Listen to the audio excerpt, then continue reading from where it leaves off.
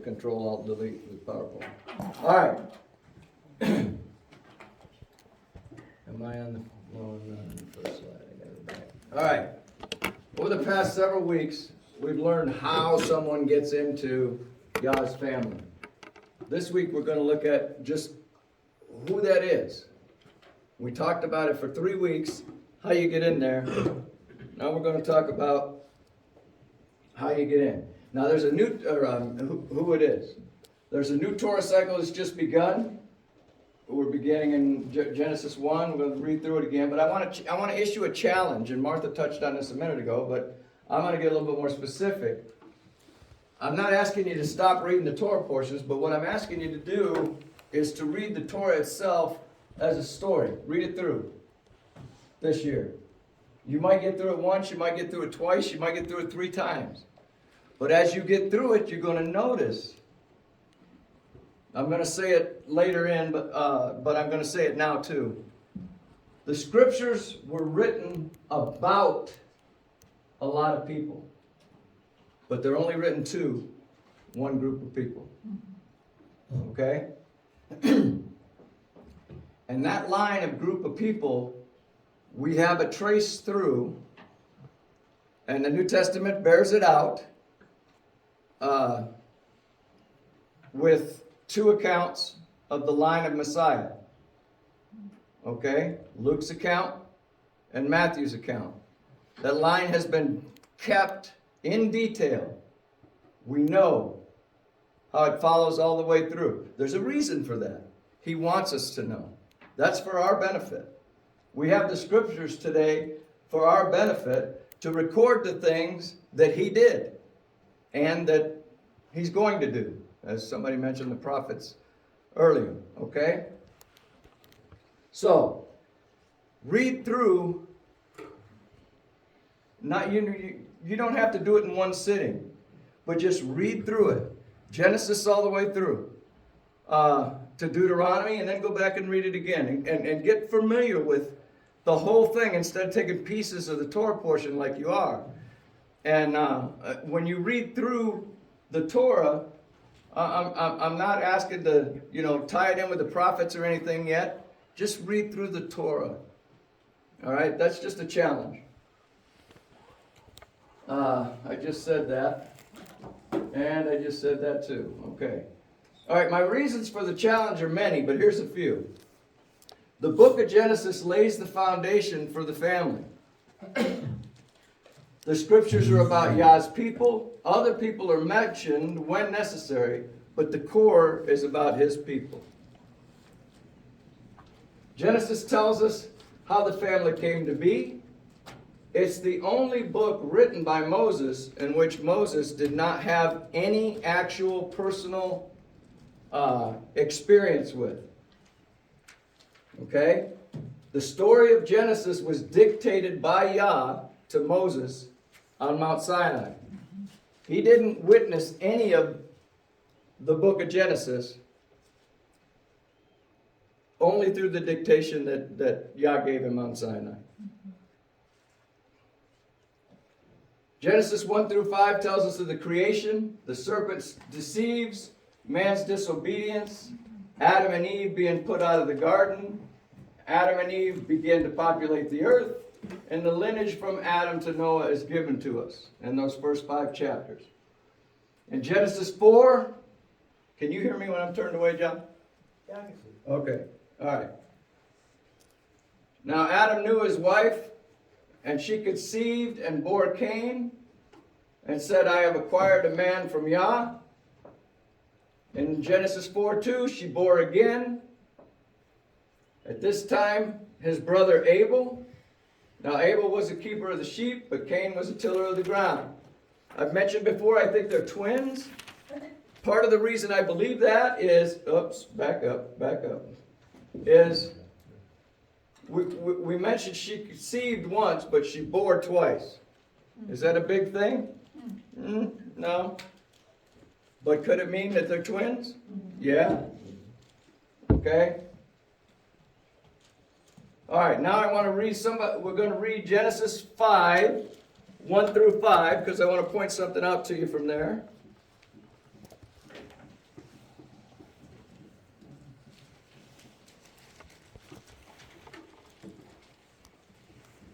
This is the book of the genealogy of Adam, starting in verse 1. On the day when Elohim created man, he made him in the likeness of Elohim. He created them male and female, and he blessed them and named them mankind on the day when they were created. When Adam had lived 130 years, he fathered a son of his own likeness, fathered a son in his own likeness, according to his image, and named him Seth.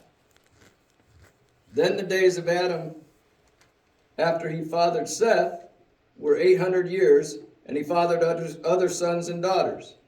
So all the days that Adam lived were 930, and he died. Okay? Cain and Abel's not mentioned in there. Abel's not alive, but Cain still is. He's somewhere out there. And then I was thinking about you, John, when I come up with this one.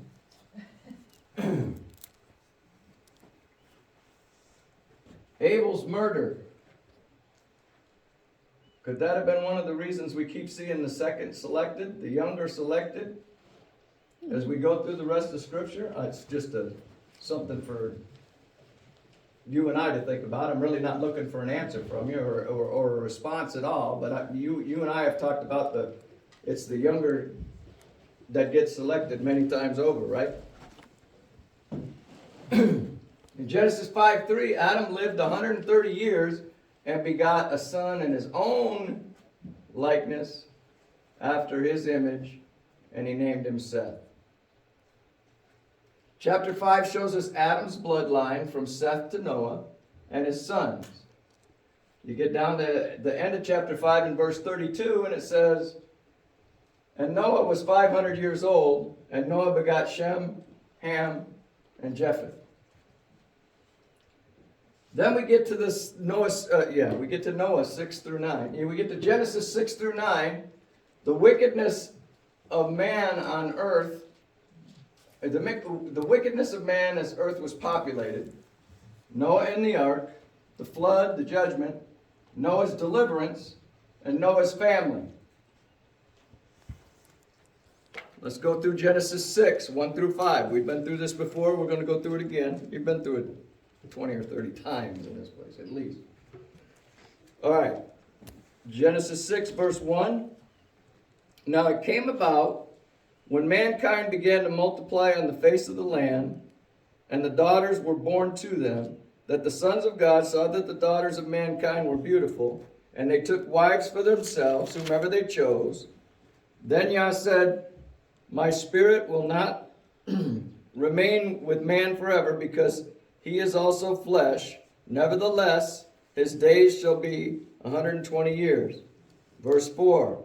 The Nephilim were on the earth in those days, and also afterwards, when the sons of God came into the daughters of mankind, and they bore children. Those were the mighty men who were of old, men of renown. Then Yah saw the wickedness of mankind was great on the earth, and that every intent of the thoughts of their hearts were evil only continually. Okay? So they're always evil. They're always thinking about the evil. Every intent and thought of the heart. Well, that brings about his judgment, doesn't it? In verse 7 of chapter 6, he says, "I will destroy man whom I have created from the face of the earth, both man and beast, creeping thing, and birds of the air, for I am sorry that I have made them." And then in verse 8, "But Noah found grace in the eyes of Yah." Do you think Noah was looking for grace? That means he found grace. Yah put that grace upon him, right? And we talking about being selected and chosen. Noah and his sons built the ark. His wives were involved in that too, ladies. I forgot to put them in there, okay? Yah calls the animals to Noah, and the ark is loaded. And Yah is the one that closes the door of the ark. In Genesis 7, those who entered the ark, male and female of all flesh, went in as Yah had commanded them, and Yah shut them in. He's in complete control.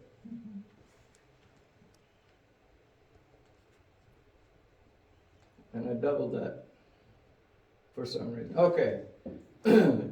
Genesis Genesis chapter 8, verses 21 through 22, or 20 through 22. Genesis 8, verses 20 through 22. Now I'm going through this fast because what I'm setting up is I want to show you that he's got a line. Yah has a line with which he's monitoring, and in this line, this line is he's overseeing what takes place. He's doing it outside the line too. I'll get to that in a little bit. But 20, 21, and 22. Noah built an altar to Yah and took some of every kind of clean animal and some of every clean bird and offered burnt offerings at the altar. And Yah smelled the soothing aroma, and Yah said to himself, I will never again curse the ground on the account of man, for the intent of man's heart is evil from his youth, and I will never again destroy everything living as I have done. While the earth remains, seed time and harvest, cold and heat, winter and summer, and day and night shall not cease. Okay? He's taken dictation, but he's taken it from a really reliable source. Okay?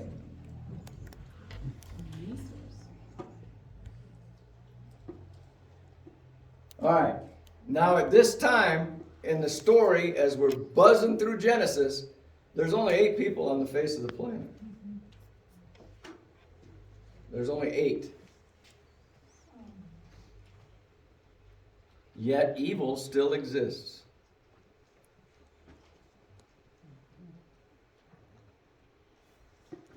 Turn over to Genesis 9 and pick it up in verse 18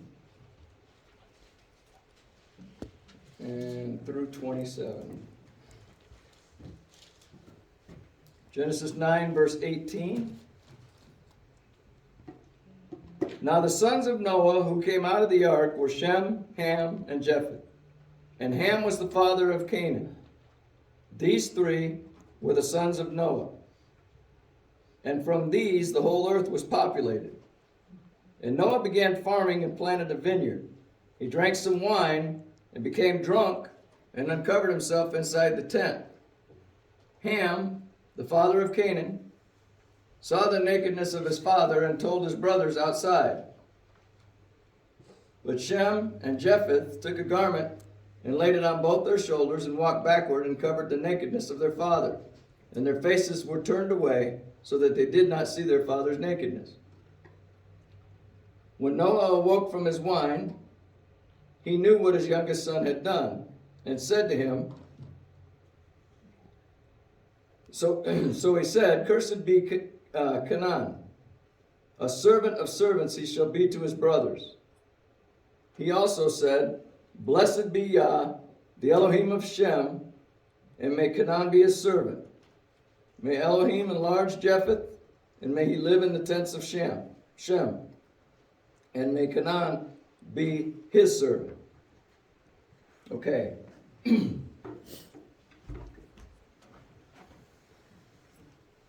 Who was the one that saw his father's nakedness? The younger one.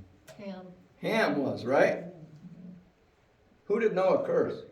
His grandson. His son. Canaan. His son. That's right. Canaan's a name we hear kind of throughout Scripture, isn't it? Is this the origin? Yeah. You see, the evil still exists.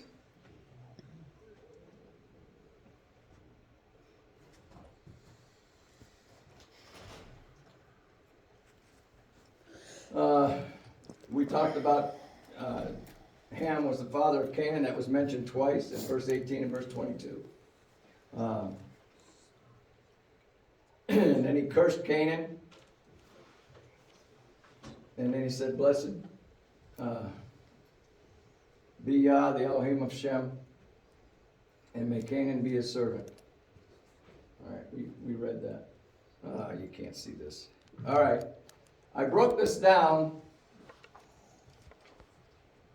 You're not going to be able to see it. It's not big enough. In fact, it's not even big enough for me to see. Is that better? Yeah. All right. Okay. From these three children of Noah, we see some things set up that we see all the way through Scripture.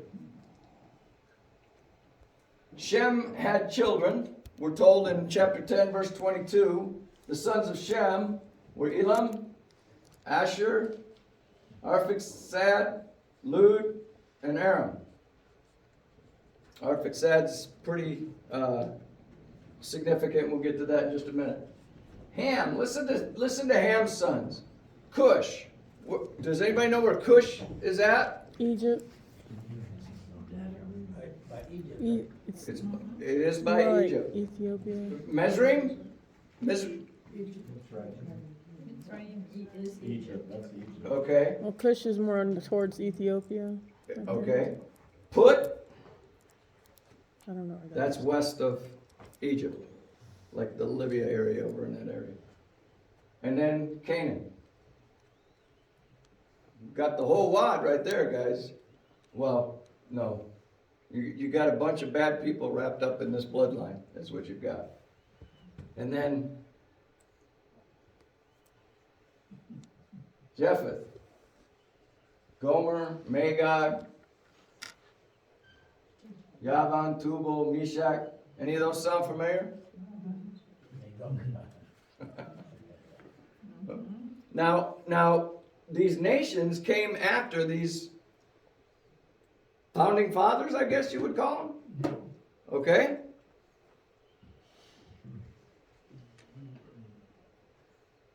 The sons of, well, this is just listing them out. Going through the sons of Japheth, Gomer and Magog, and like I said, we've seen those before. The sons. Then he breaks down. Yah is telling Moses that he gets into the sons of Gomer, and then he gets into the sons of Javan.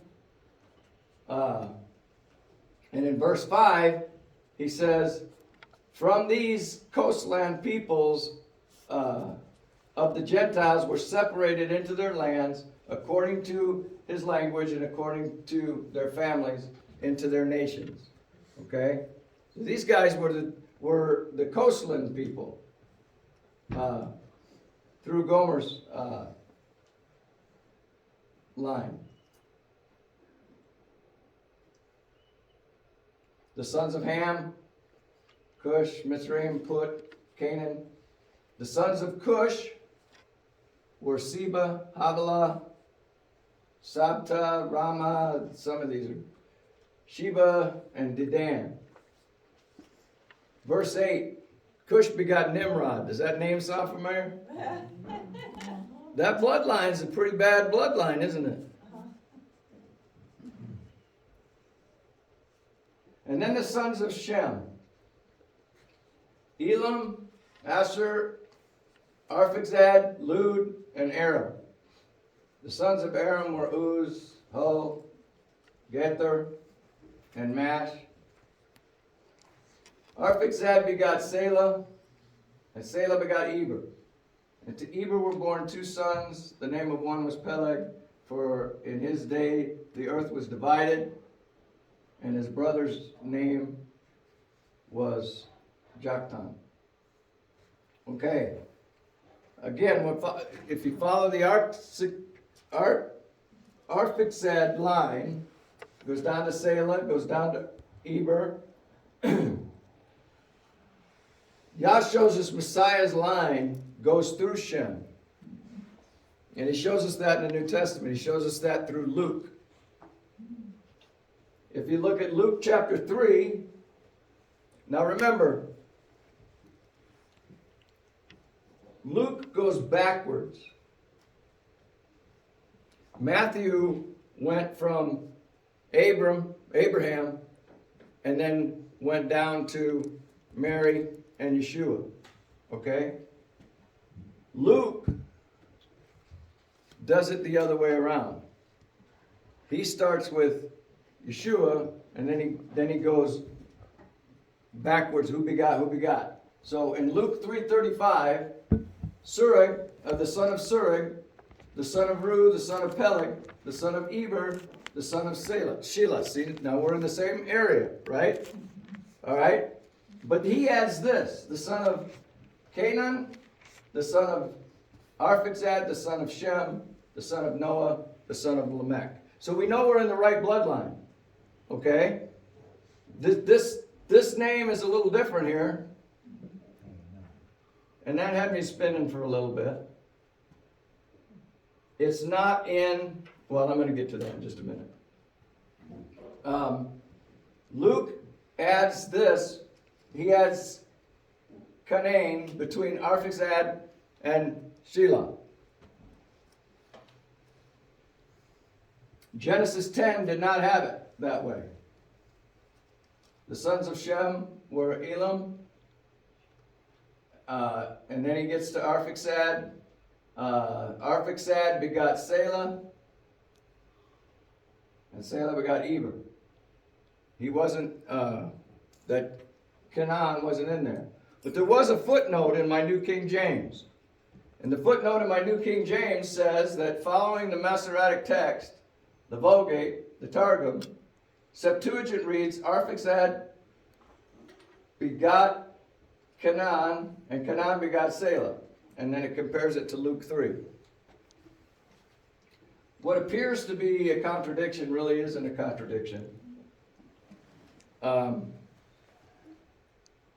Arphaxad begot Selah, and Selah begot Eber. You see the difference there. You see where it is noted in the New King James in like a footnote, okay? However, as I dug into this, because when I see those things, I want to better understand them. Luke mentions Canaan, and Moses doesn't. What is the Masoretic text? Who knows? That's the Hebrew that was adjusted by the Masoretes. So it's a Edited by the Masoretes. so it's of the Hebrew text against the, I say against, compared to the Septuagint is what we're looking at. And everybody knows what the Septuagint is, right? It's the Greek, yes, okay. Now, I'm not one from those scholarly tribes, so I rely on what the scholars translate. And I try to use as many sources as I can to get the best picture that I can when I come across an apparent contradiction. The following English translations do not contain Canaan's name in the Genesis 10 passage. The New King James, the King James, the New American Standard from 95, the New American Standard from 2020, the New English Translation, the Complete Jewish Bible, the Scriptures 2009, the Besorah, the New Living Translation, the English Standard Version, the RSV version, the Young Translation, Young's Literal Translation, Webster's Bible, Hebrew Name Version, the Sefer, and the Geneva. Yes, ma'am. It is in the notes in the new In the- English translation. Okay, it is in the notes. Yeah. Okay, all right. So chances are it's not a problem. You know the ultimate way we know it's not a problem? The fact that after Selah, Arphaxad begot Selah. After he begot Selah, Arphaxad lived 403 years, and he begot other sons and daughters. The only difference Luke presents is a person named Canaan between Arphaxad and Selah. There's one other person, but you still got that line. You follow what I'm saying? The bloodline is still going, you still have that connection between Arphaxad and Selah. It remains intact. You might be wondering, why can't we cross-reference this with the genealogy in Matthew? Well, who knows why we can't do that? It's kind of a trick question. But I already gave the answer earlier. Because he goes backwards. What's that? Because he goes backwards. Well, it's because Matthew starts with Abraham. We haven't gotten to Abraham yet. So this is a break that I'm trying to get you to see. It's a break in the it's a break in the action, if you will, of what's taking place. You see, let's read Genesis 11, 10 through 26. Genesis 11.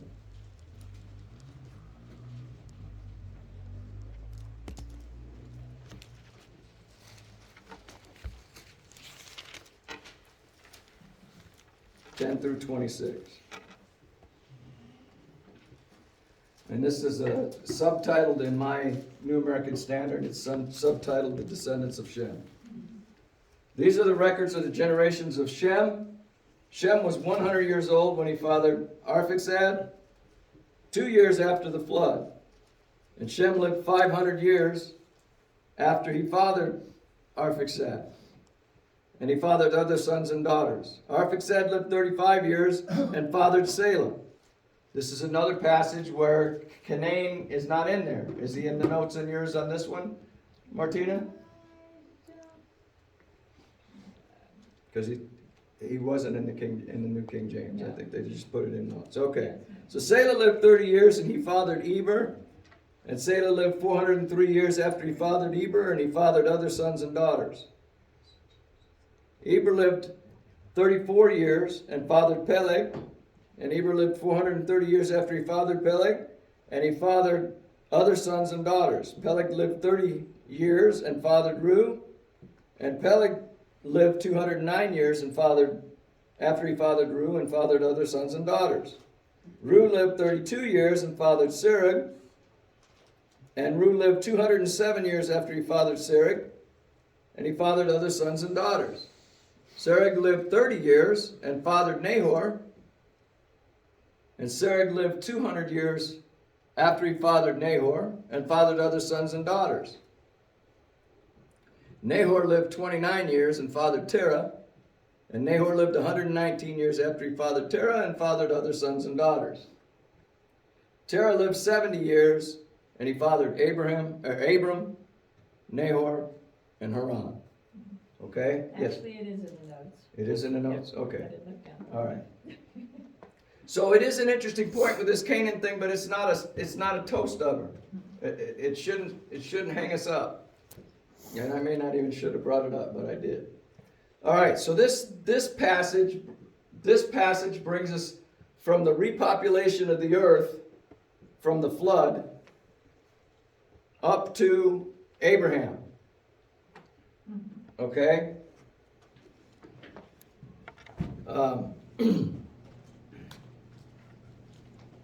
We're gonna stop there for today because I want to give you some takeaways from this.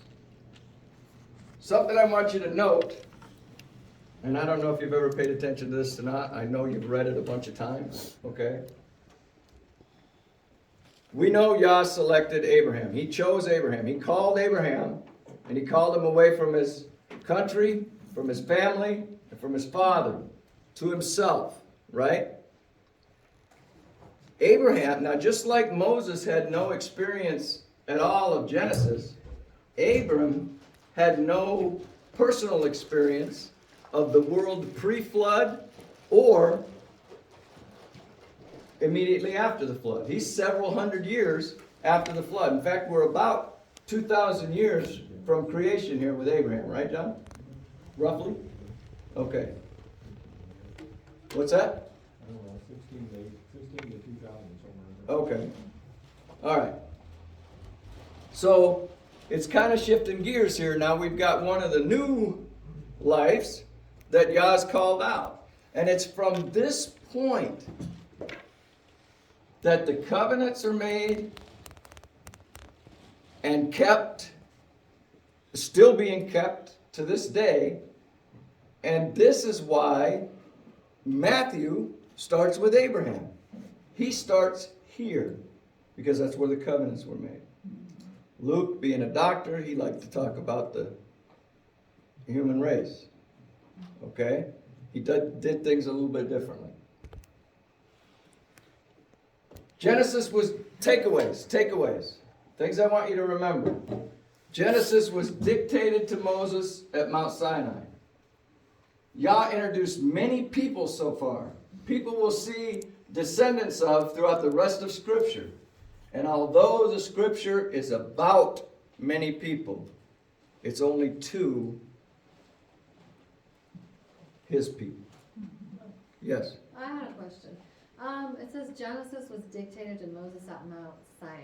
Where do we find that information? When he is up on the mountain for 40 days, that's the only place that he talked to God for any length of time. He had no personal experience with Genesis. He wasn't even alive when all that's going. He had to get it from him. He had to get it from Yah. And he went up on the mountain 3 times, right? So, but to be honest, it doesn't just say that in black and white. I'm drawing that conclusion based on Moses' 3 trips up the mountain and the fact that he wasn't around when Genesis took place.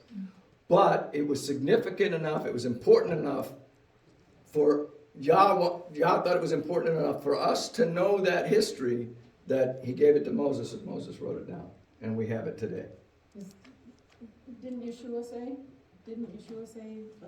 oh gosh, what did he say about Moses, writing the scriptures, the author or something like that?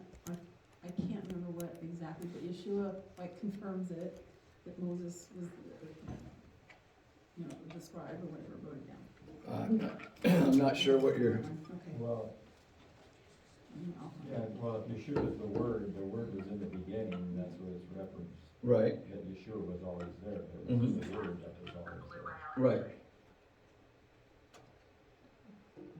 All right. God's created everything.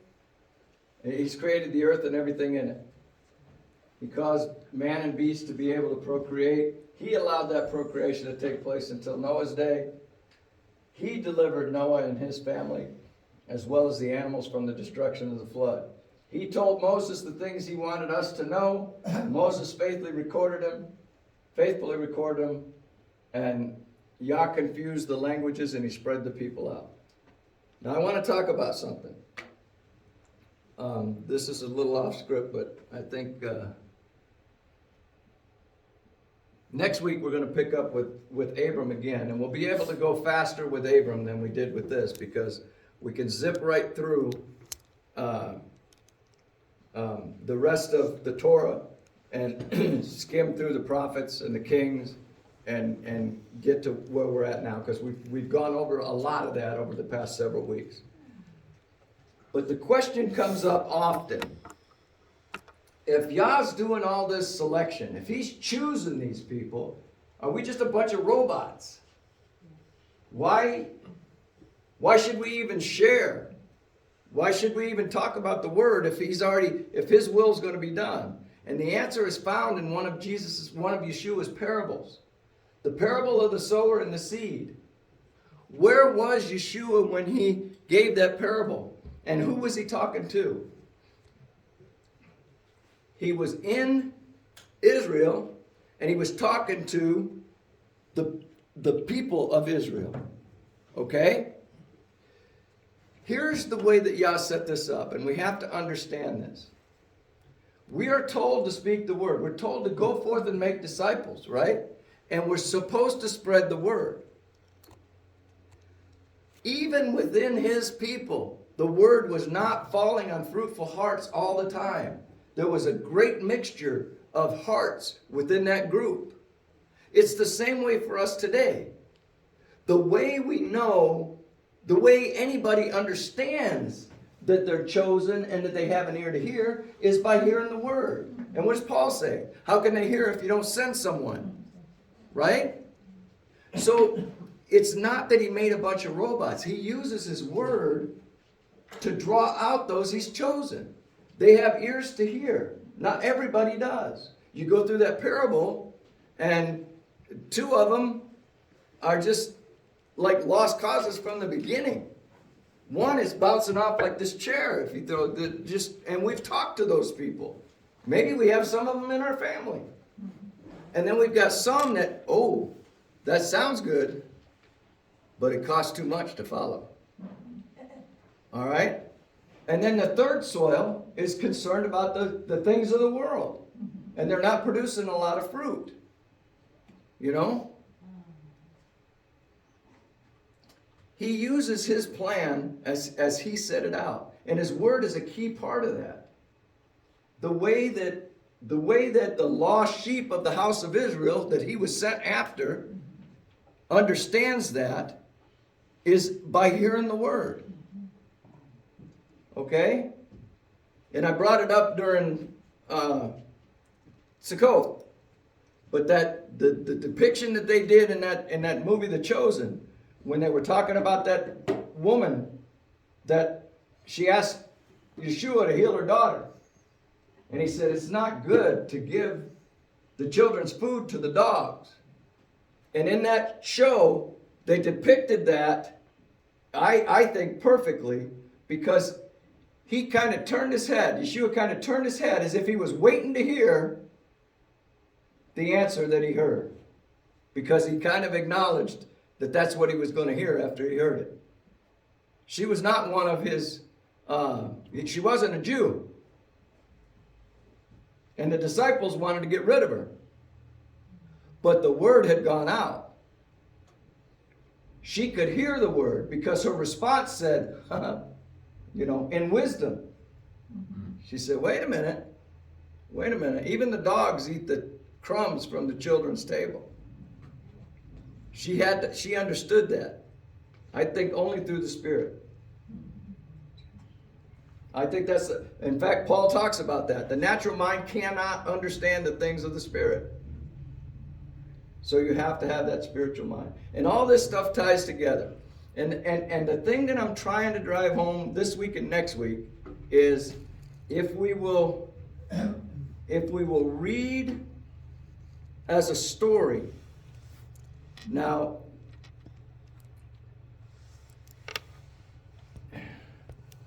the scholars are scholars, and they look at words and they look at phrases and they look at, but you got to have a picture of the whole thing too, right? You've got to have an overview of the whole thing. I think that's how Yah equipped me to understand it and to teach. I'm not a scholar. I can fumble through and break down words and different things like that, but he's given me the vision to see the forest. I don't get, I don't feel, I guess the best way to say it is I don't feel called to focus on trees. I know I can be blessed by focusing on those trees, by looking at what the Hebrew says and how that language is. Absolutely I can be blessed by that. But let me tell you something. In my heart, if I'm supposed to go out and make disciples, and I've got hundreds and thousands of people within our area that are warm calls, they know they're sitting in churches, okay? And they're waiting to grow. Some of them need to find out they can study themselves. They need to trust in the fact that the Spirit is within them. And they don't need somebody like me standing up here and talking. You guys don't need me. You can study on your own. He uses us all together, though, because every body part has a function. And that function is not for itself. It's to support the rest of the body. Does that make sense? All right. We're going to stop there. That's all I got for you. I love you guys. Next week we'll pick it up with Abraham. I'm gonna try to cruise through into today, but I want you to, I didn't put that takeaway point up there, but yes, Yah chooses us. But in order for his plan to be carried out, we gotta be doing what he says to do. And it's us spreading the word or us hearing the word that allows us to know that we're lost sheep. Okay? And draws us in.